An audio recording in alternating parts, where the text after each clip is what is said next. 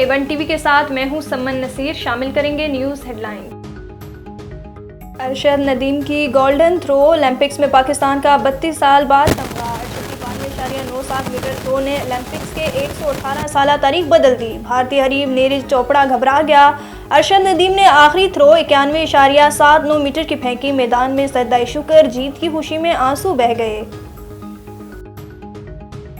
माँ की दुआएं रंग ले आई, मुल्क भर में जश्न। कौमी हीरो की वालदा खुशी से सरशार। अरशद नदीम की रिकॉर्ड साज जीत। आतिशबाजी का मुजाहरा। मियां चन्नू में भी अरशद के घर पर भी जश्न। मिठाइयाँ तकसीम, पुरसितारों के भंगड़े। अवाम का अरशद को खराजे तहसीन।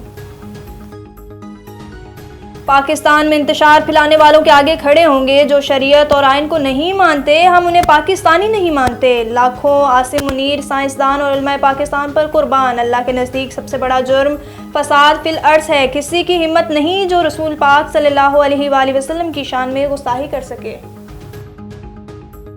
न्यूज़ स्टूडियो से फिल वक्त इतना ही। मज़ीद खबरों और अपडेट्स के लिए देखते रहिए A1 टीवी। A1 टीवी, सब पे नजर, अंदर की खबर।